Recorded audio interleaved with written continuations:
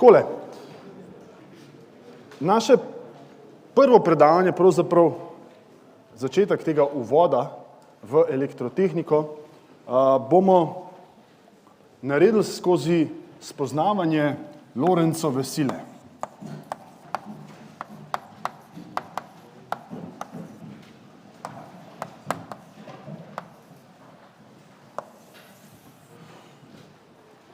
Torej, ta zapis, ki ga bomo zdaj spoznavali, datira že kar nekaj nazaj. Praktično pa, kot bomo v nadaljevanju povedali, združuje dve odkritji, elektrostatično silo, Coulomb eksperiment, ki je še 100 let starejši od tega, in pa Amperovo magnetno silo, ki je bila tudi odkrita 75 let pred tem. Mogoče bi skozi prihajajoča videoposnetka pravzaprav razložil, zakaj naša predavanja začenjamo s tem poglavjem. In sicer videli boste, da je kar precej pojmov, kot je recimo polje, pa potencial, pravzaprav človeškim čutilom nepredstavljivih oziroma nevidnih. Se pa manifestirajo skozi učinke in te učinki konkretno so neke sile, ki se pojavljajo, so recimo neka energija, ki se shranjuje in podobno.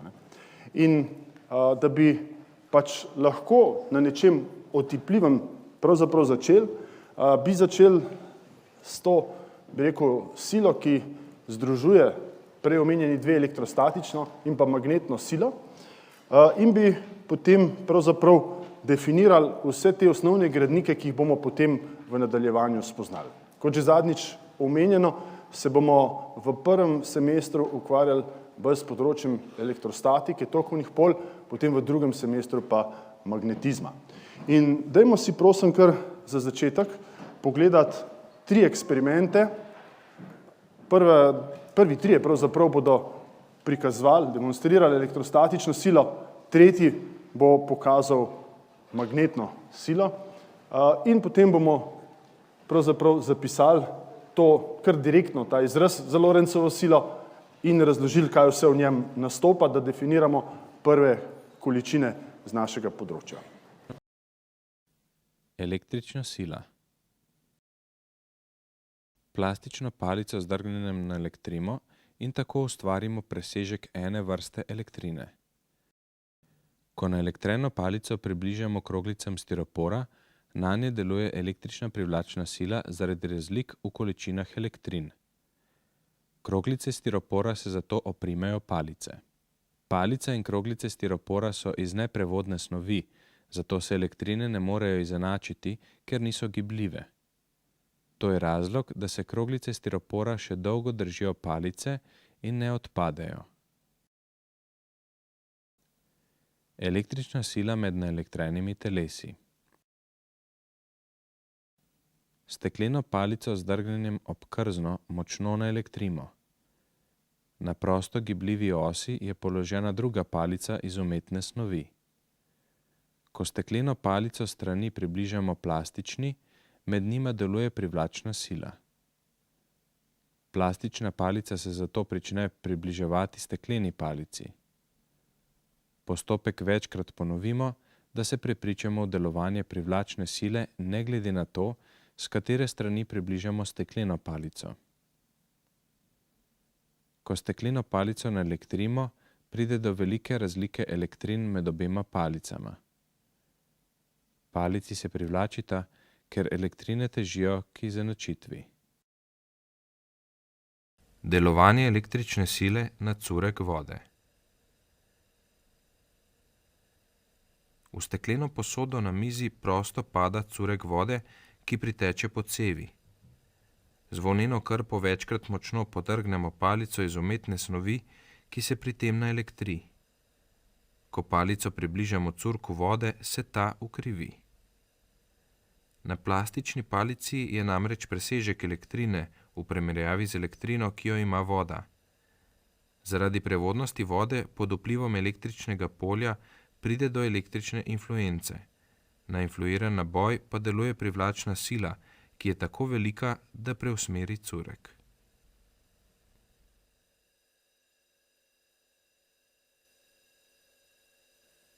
Sila na tokovodnik v magnetnem polju trajnega magneta. Poskus prikazuje tako imenovano tokovno tehtnico. Sestavljajo tokovna zanka, ki je gibljiva in uravnotežena, tako da se en del zanke oziroma vodnik nahaja v magnetnem polju trajnega magneta. Ko zanko priključimo na izvor enosmerne napetosti, steče skoznjo električni tok. Električni tok ustvari okrog vodnika magnetno polje, ki deluje z magnetno silo na magnetno polje trajnega magneta. Zanka se odkloni iz ravnotežne lege navzdol v notranjost trajnega magneta. Priključka zanke na poljih akumulatorja zamenjamo med seboj in ponovimo poskus. Tokovna tehtnica se ponovno nahaja v ravnotežni legi. Ko skozi tokovno zanko v magnetnem polju trajnega magneta steče električni tok v nasprotni smeri, se tehtnica odkloni navzgor. Smer magnetne sile na vodnik se spremeni zaradi spremembe smeri električnega toka.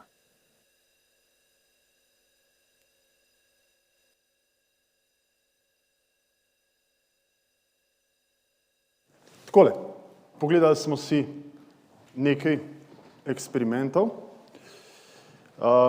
in mogoče vas kar takoj vprašam, katera sila se vam je zdela po iznosu večja, elektrostatična ali magnetna? Magnetna.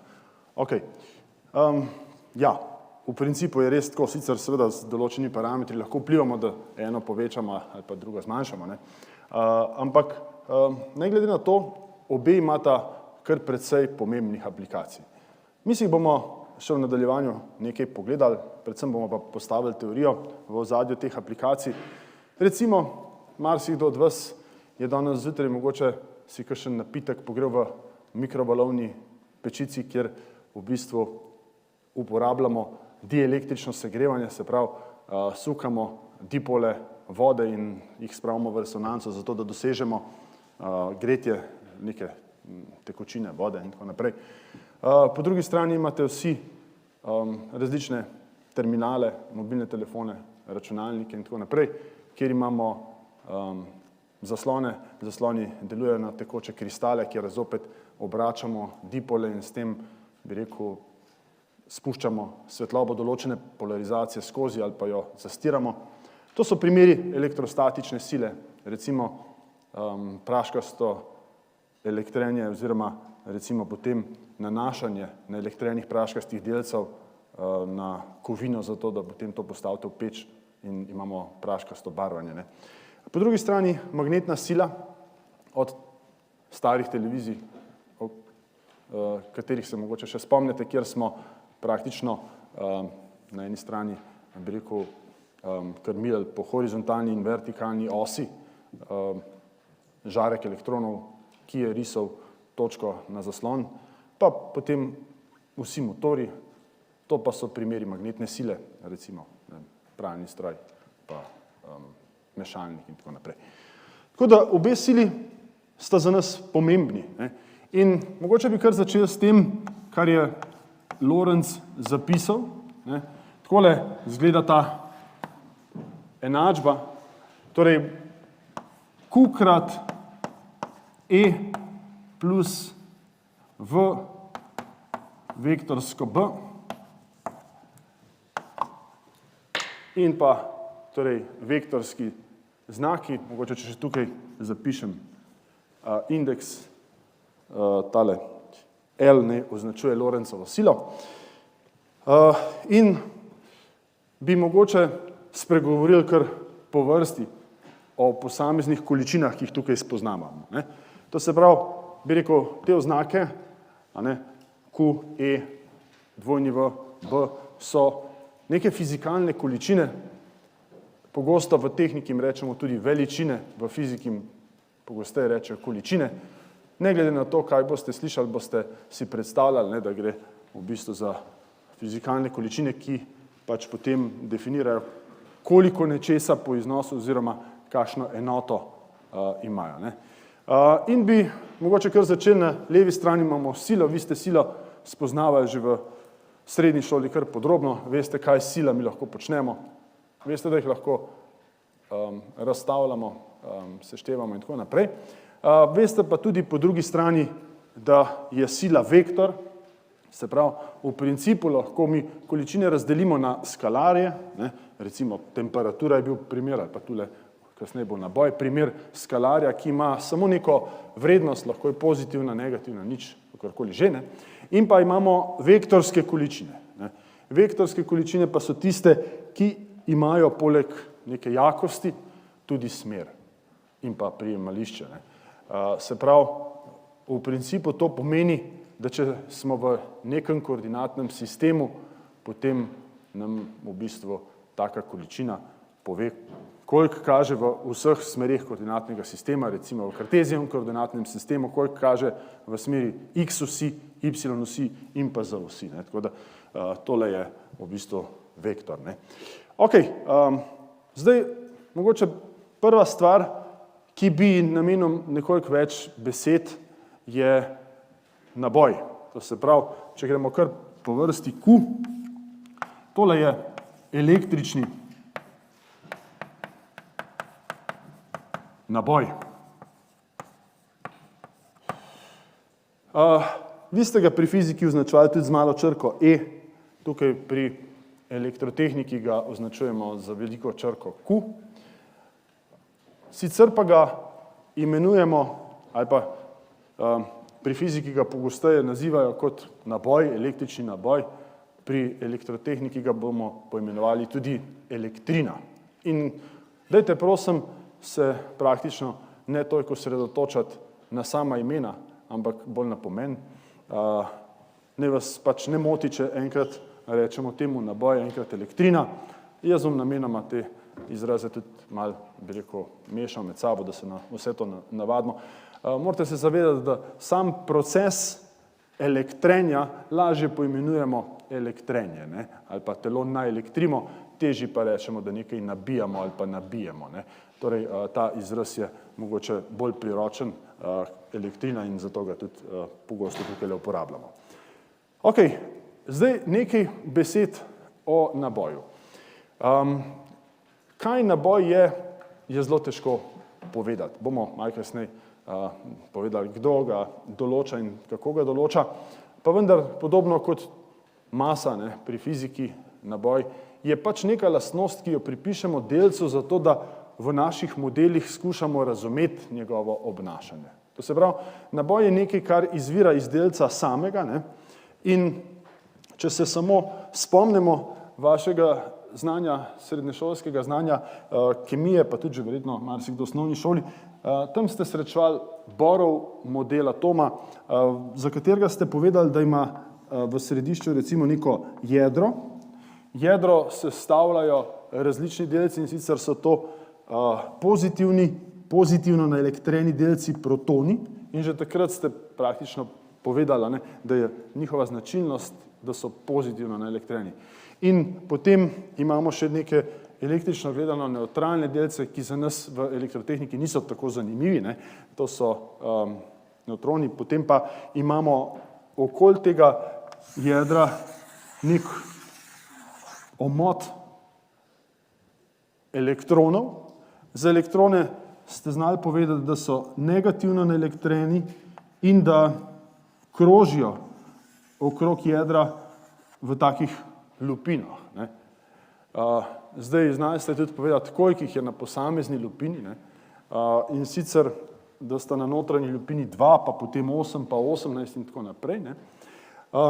Mogoče že zdaj omenim še to, da so za lastnosti snovi, o čemer bomo kasneje še tudi govorili, zanimivi tudi tisti naboji, ki so na zunanjih lupinah. To se pravi, to so tako imenovani prosti naboji, kajti Te so precej oddaljeni od jedra, zato se lahko iztrgajo iz strukture tega atoma in lahko potem potujejo znotraj strukture snovi.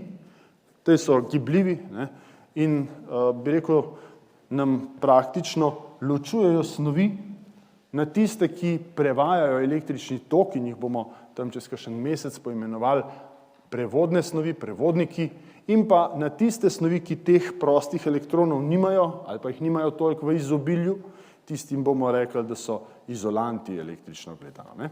To se pravi, prva stvar, ki bi mogoče jo tukaj izpostavil, so tej prosti elektroni, ne.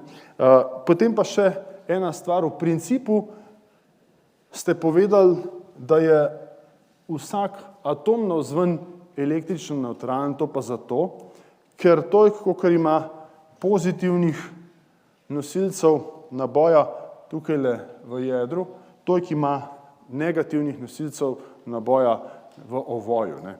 Ampak lahko se zgodi, da v nekem trenutku nek atom ima kakšen elektron več, ker smo ga tja prestavili, recimo s temle preomenjenim premikom prostih nabojev. In v tem primeru lahko rečemo, da ima ta atom, ali pa če hočete neka struktura snovi, presežen naboj, ne.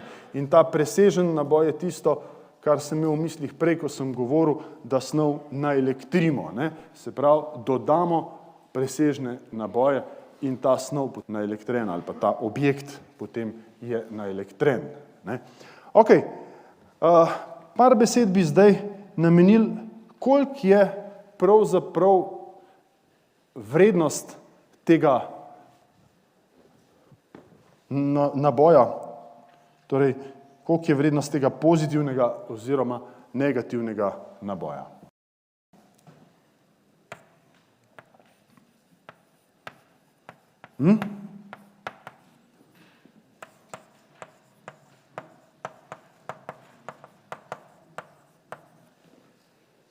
Imamo kakšno idejo?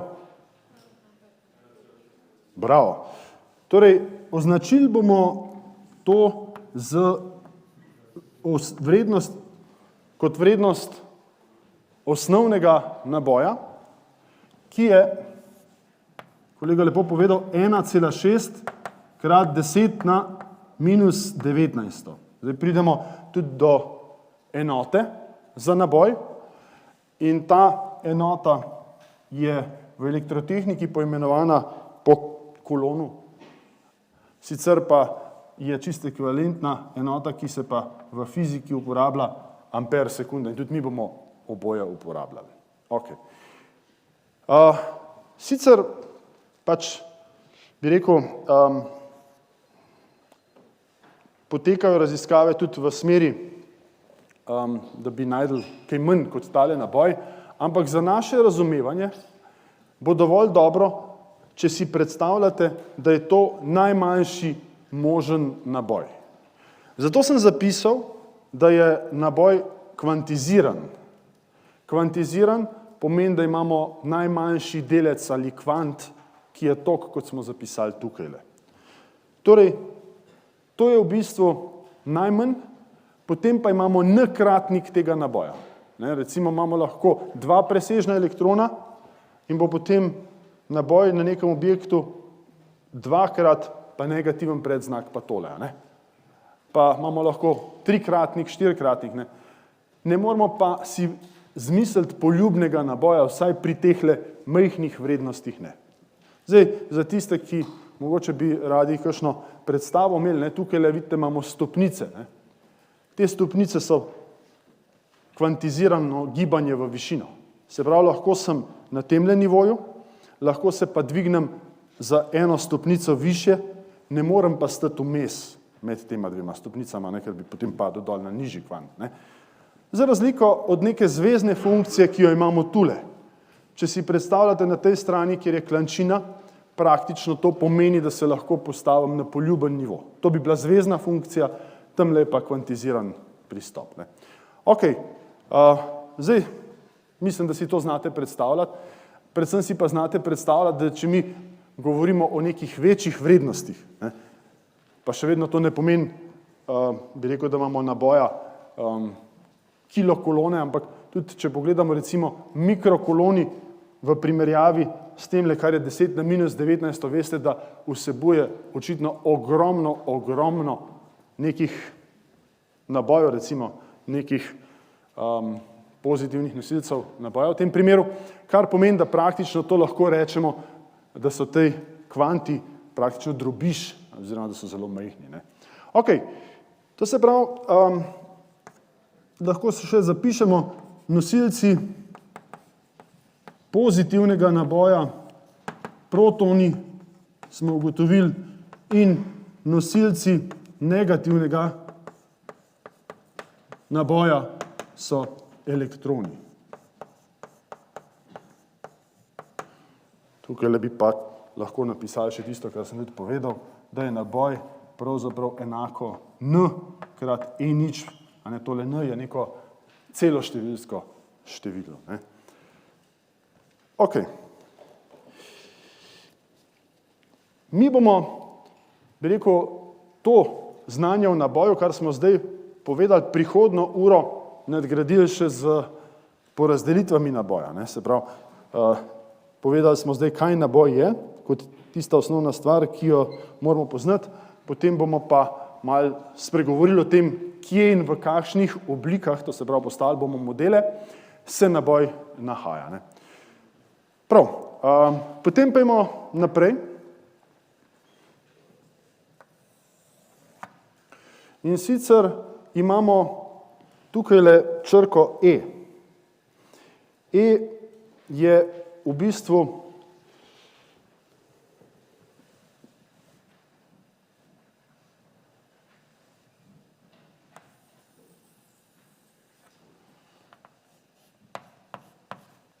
količina, ki nam določa vektor električne poljske jakosti.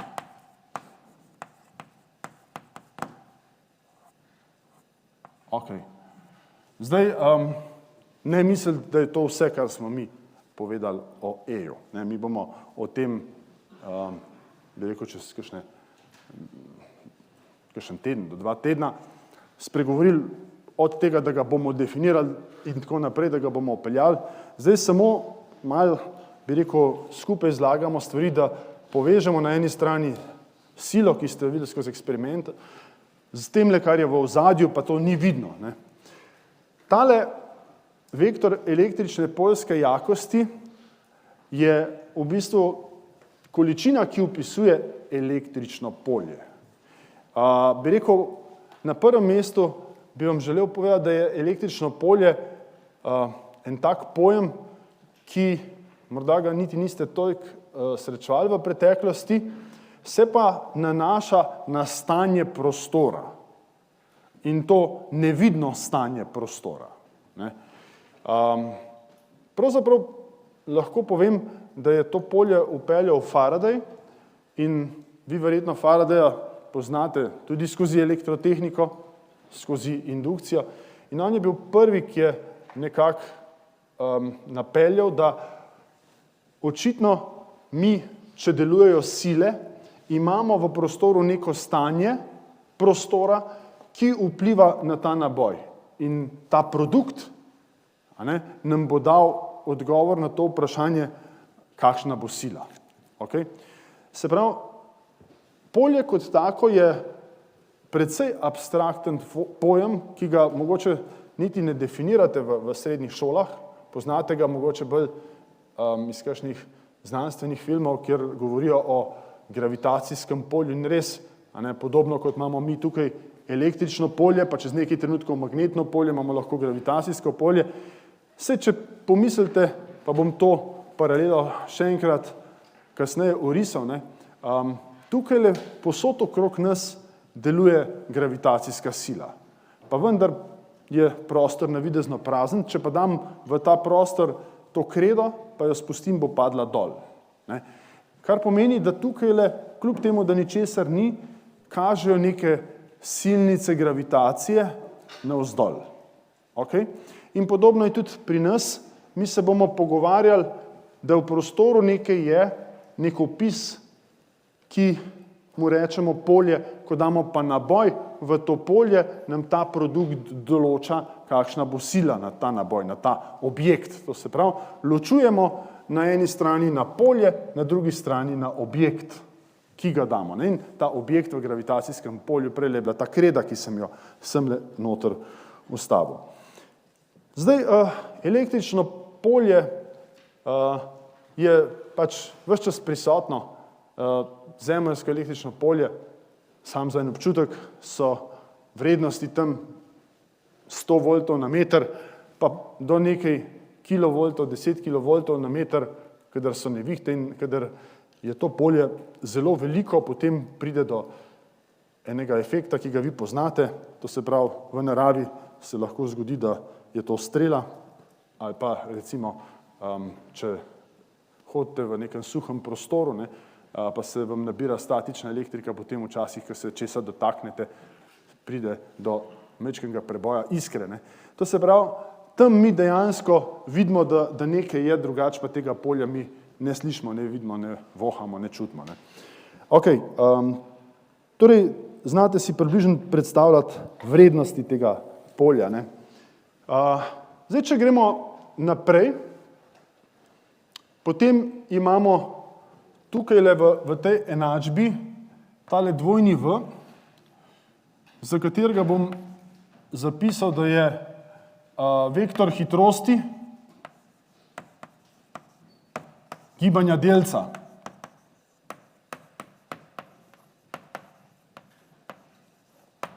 Vi ste vajeni sicer pisati hitrost kot enojni V, priznam. Mi imamo, bi rekel, v elektrotehniki toliko črk, da nam jih zmanjkuje. Če kar grem po vrst, kje so naše težave, veliki V, ki ga vi radi uporabljate za volumen, je pri nas potencial. In to je precej pomembna elektrotehniška količina, zato ji pač namenjamo veliko črko V. In potem malo črko V, ki jo vi uporabljate za hitrost, mi uporabljamo za volumen, predvsem zato, ker velikokrat nastopa diferencial volumna in potem to pišemo z malo črko. In potem smo se odločili, tudi v učbeniku boste videli, da bomo uporabljali malo črko dvojni V za hitrost, da se te količine med sabo ne mešajo, ampak da se ločijo. Boste videli, se nam bo zgodilo, da bomo imeli na eni strani volumen, ki se giblje, pa bomo rabili in mali V in bi rekel tudi potem ta dvojni V za hitrost. Ok, mogoče eno vprašanje. Kakšen je vaš občutek, kakšna je hitrost gibanja nabojev prostih elektronov po žicah, po kateri teče električni tok, tlele recimo za tele luči?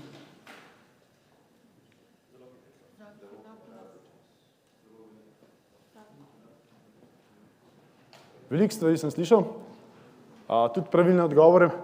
Eni so rekli zelo počas, eni so rekli zelo hitro, eni so rekli svetlobna hitrost. Torej, pravilen odgovor je bil zelo počasi in mi bomo, bi rekel, že mogoče na naših naslednjih predavanjih to tudi pojasnili. To se pravi, to so, ne vem, recimo milimetri na sekundo, da boste dobili predstavo.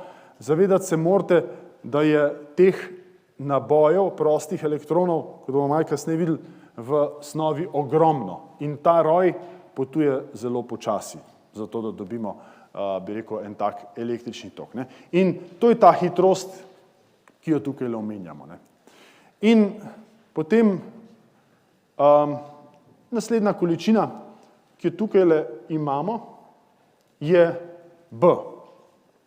B bi lahko poimenovali vektor magnetnega polja. V principu bi zadoščal, če bi to napisali, kajti, bi rekel, s tem se bomo ukvarjali šele v prihodnem semestru, sicer pa ima zelo konkretno ime in prav je, da ga že zdaj pravilno poimenujemo, vektor gostote magnetnega pretoka. In, če smo prej rekli, da električno polje merimo v voltih na meter, pa da je zemeljsko nekaj 100, pa sem rekel, da nekaj kilovoltov na meter, ste dobili približen občutek za velikostne razrede tule, pa bi še tule povedal, 45 mikrotesla je zemeljsko magnetno polje, se pravi, gremo v drugo smer, majhne vrednosti, sicer tja do 2 tesla pridemo, dost enostavno, pa pol eksperimentalno v laboratorijih tudi 10, 30, mogoče tudi več tesla pridejo, ampak pogosto te visoke vrednosti dosegajo samo za en hip, torej trenutno, pulzno, tako da velike kondenzatorske baterije spraznijo čez neko tokovno strukturo, zato da dobijo veliko vrednost magnetnega polja. Tole stvar bi še posebej naslovil, ostale mislim, da so vam jasne, krat pa plus, to ni problem. Kaj pa je tole? Ja, vektorsko množenje, vektorski produkt in gre za matematično operacijo, ki je nekoliko drugačna, kot ste mogoče vajeni. Kar nekaj vas je takih, ki ste to že srečali. Mogoče nekateri od vas ste pa to srečali samo zdajle pri matematičnem uvodu. Okay? Torej, mogoče ste to srečali pri fiziki, pa bi vas kar vprašal, kaj je navor pri fiziki.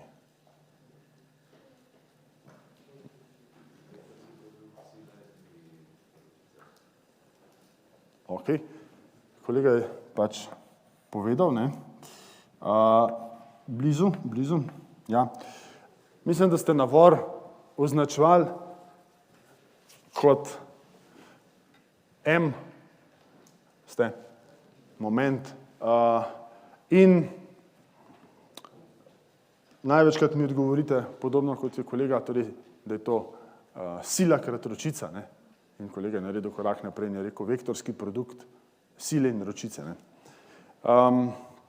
Mečkam bom pograjal, to, da vas že skozi vso osnovno šolo učijo, da je to navor sila krat ročica, ima potem to posledico, na katero želim zdaj opozoriti. Namreč navor v resnici je ročica vektorsko sila. In stvar je mogoče zdaj aktualna, če boste menjali gume pri avtu, potem veste, da je na koncu treba zategniti gume močno, ali pa če boste stiskali grozdje, potem v principu veste, da če hočete povečati navor, morate bolj stegniti to ročico, pa lahko potem z manjšo silo zategujete, da dobite isti učinek. Tako da, bi rekel, stvar je vsem pomembna, ker praktično sestavlja dva vektorja v nek nov pojem. Kar bi pa že takoj opozoril, zakaj sem malo protestiral, ta vektorski produkt pa ni komutativna funkcija. To se pravi, sila vektorsko ročica se ravno za predznak razlikuje od ročica vektorsko sila. Okay? Zato bodite pozorni pri tem vrstnem redu, tukaj je ta vrstni red pomemben. Jaz bi mogoče pač kar narisal, če imamo mi dva vektorja, pa jih zaradi mene lahko poimenujemo, da je tole ta ročica, R, pa da je tole sila, pa si predstavljate na tej ročici tole silo, ampak jo bom kar v skupno prijemališče narisal, takole silo F, pa se dajmo pogovoriti, kaj pravzaprav je rezultat vektorskega produkta. Kaj je rezultat vektorskega množenja? Najprej to, da je to vektor. To moramo razčistiti. To se pravi, je vektor, ki je pravokoten na oba vektorja. Ne. Zdaj, če en kaže takole, drug kaže pa takole, ne, potem je možnost, da je en pravokoten takole navzgor, ja, tako, ali pa takole navzdol, pa bo pravokoten. Za katerega se odločimo? Ja, pomagamo si z desnim vrtenjem, ali pa vi imate še druge pristope. Ne? In sicer prvi vektor, to je R, to je ta, ki kaže tja, po najkrajši poti zavrtimo v drugi vektor, to je F, in tja, kamor nam palc kaže, tja bi napredoval vijak, če bi ga šraufali po desnem pravilu. Sej, pač lahko tudi kje naletite na leve navoje pri plinu in podobno, ne? Ampak mi se tukaj pri matematiki osredotočamo na to desno pravilo, desno slučnosti in potem nam ta rezultat, jaz sem takole narisal, kaže pravokotno na oba vektorja. In ta rezultat, ki sem ga zdaj tukaj vrisal, je ta navor M. Takole. Ok. Se pravi, očitno tukaj ven bomo dobili nek tretji vektor, ki bo pravokoten na ta oba vektorja. To je prva stvar. Druga stvar je nekdo lepo povedal, omenil je tole ploščino. In sicer ta ploščina določa dolžino tega vektorja. To se pravi, če zapišem M, je R krat F krat sinus vmesnega kota alfa. Tale vmesni kot alfa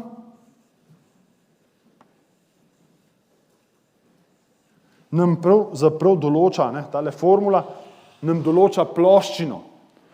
Če sta te dva vektorja zaprta skupaj, je alfa nič in je ploščina nič in je tale M nič.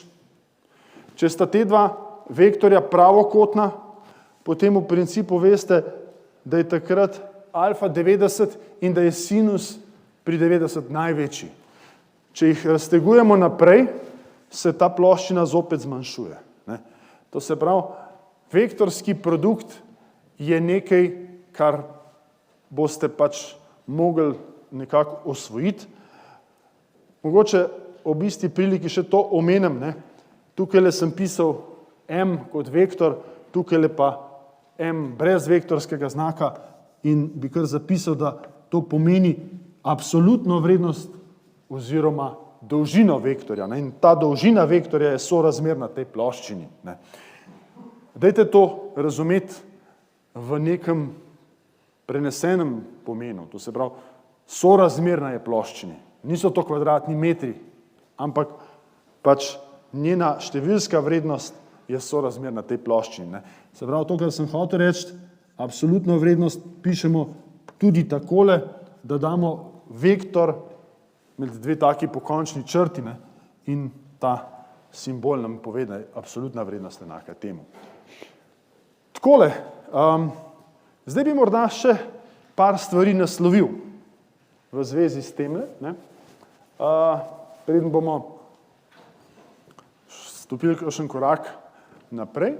In sicer prva stvar je, da morda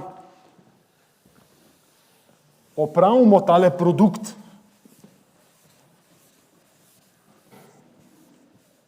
In sicer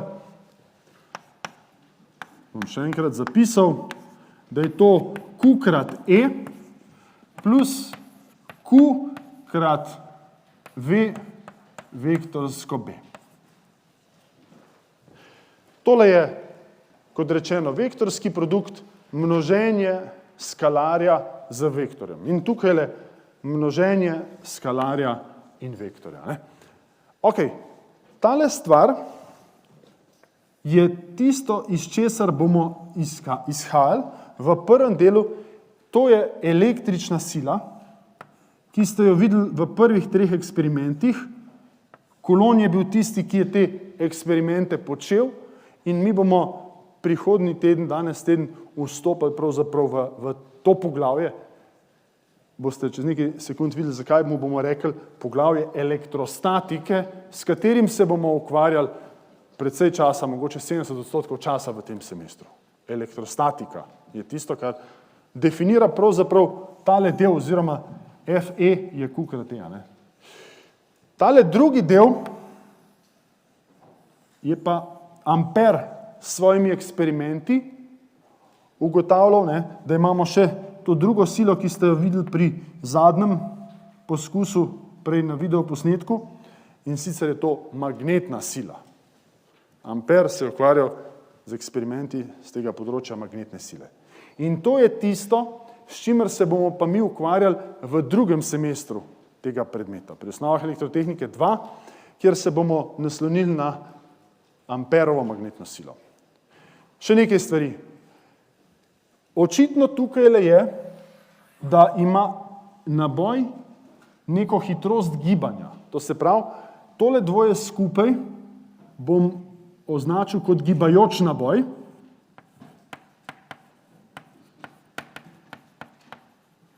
In gibajoč naboj, temu bomo mi kmalu rekli, da je to električni tok.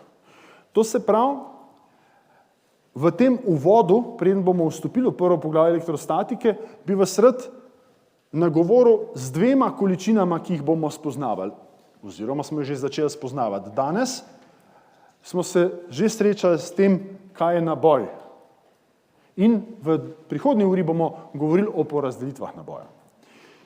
Tale druga stvar je pa naboj, ki se giblje s hitrostjo v, in ta gibajoč naboj bomo poimenovali električni tok, I bo oznaka, in na prihodnjih predavanjih bomo ravno o tem govorili. Torej, o toku, gostoti toka, pa potem o zakonitostih, ki se nanašajo na eni strani na naboj, na drugi strani na tok. To se pravi, namen je, da bi zdaj v teh in naslednjih predavanjih praktično postavili te temelje naboju in toku kot osnovnima elementoma, potem pa nam ostane, da spregovorimo o polju, električnem in pa magnetnem praktično skozi celotna 2 semestra. Ok, torej, zavedati pa se morate, da so te količine, ta polja, praktično funkcija prostora. Kar pomeni, da imajo v vsaki točki prostora, če kartezijski koordinatni sistem uporabljamo, kar napisal, odvisne od lokacije. Saj tudi za temperaturo si znate to predstavljati. Če bi rekel, kakšna je temperatura v tej predavalnici, pa bi tudi verjetno rekel, odvisen, ki jo merimo.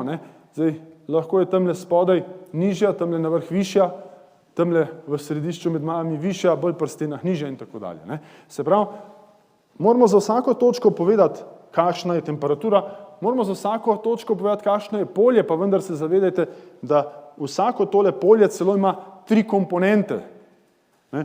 Se pravi, odvisna pa tudi od časa. Temperatura zdajle je že kar v redu. Prej sem bil ob 7 tukaj, ker smo tole malo pripravljali, pa je bilo predvsej bolj hladno. To se pravi, gre za to, da je to. In to bi pomenili, če ta vektor napišem po komponentah, da imamo EX, EY in EZ, in vsak izmed njih je funkcija prostora, torej X, Y, Z, T. Potem EY od X, Y, Z, T. To se pravi, kar naenkrat nam zadeva rata precej kompleksna. Pa to ne zato, ker bi mi tako želeli, ampak ker v naravi nekako takole je. Ok. Druga stvar, ki bi jo mogoče še izpostavil, pa je, pa sem že prej malo namignil, naše porazdelitve, zdaj, ko ste vstopili na univerzo, ne bodo več konstantne porazdelitve. Se pravi, ne moramo mi reči, da imamo ploskev, ki je enakomerno naelektrena z nabojem. Ne. Pri nas je ploskev lahko na eni strani malo bolj naelektrena, o tem bomo prihodnjo uro govorili, na eni strani pa malo manj. In potem je treba to razdeliti. Mi bi lahko, zdaj v srednji šoli ste pisali delta, kadar je šlo za manjšo količino naboja, pri nas je tisti znak delta za kaj drugega rezerviran, boste spoznali v matematiki 3-4 Laplaceov operator, tako da bom ta delta pisal z malo črko, torej je delta Q krat E plus dvojni V vektorsko B. Torej, hočem vam reči, če imamo malo elektrine, je tudi ta sila majhna in potem skupno silo pa dobimo z vsoto prispevkov več teh deležev. Mi se bomo o tem pogovarjali, potem prihodno uro pa navajajo, boste kakšne zglede naredili na to temo. Od tukaj je potem samo še en korak do matematičnega zapisa v diferencialni obliki, torej df(L) je dq krat E plus dvojni V vektorsko B. Jaz bom večinoma ta zapis delal takole. Dajte, prosim, samo razumeti, kje je problem. Matematiki, ko iz tega zapisa pridejo do tega, naredijo limito, ko gre recimo prostor proti nič. Ali pa ko gre nekaj proti nič. Za nas inženirje, če se navežem na tisto, kar sem prej rekel, ko sem omenil, da je naboj kvantiziran, bi to pomenil, da gremo s prostorom proti nič v nek medatomski prostor, kjer ni nobenega naboja. Pa to nima nobenega smisla. To se pravi, dajte se zavedati, da ne glede na to, da pišemo takole, kot matematiki si predstavljajo, da gre limita proti nič, da mi to ničlo smatramo še vedno kot en velik prostor, kjer je noter vsaj nekaj milijonov delcev. In to je za našo makroskopsko teorijo osnov elektrotehnike dovolj dobro. Okay? Boste videli, se bomo večkrat povedali, vsa naša razmišljanja temeljijo na makroskopski teoriji, tam, kjer je ogromno delcev. Že ko bomo prihodno uro govorili o tem, koliko je delcev, recimo prostih nosilcev naboja v kubičnem metru bakra ali pa milimetru, če hočete, ne, boste ugotovili, da je tega veliko.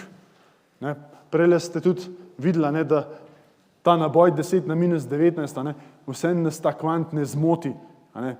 Sej konec koncev, tudi ko gledate slike na vaših zaslonih, pa recimo, če bi izrisali nek sinusen signal, vse če bi to povečali, bi videli, da zaslon tudi riše ta sinusen signal, tako da vam neke piksle pržiga, ne, pa je to neka kvantna stopničasta funkcija tam gor, ampak seveda mi imamo tako dobro resolucijo zaslona, da to naše oči pri neki normalni razdalji niti približno ne opazijo. Ne. Tako je tudi tukaj. Ne.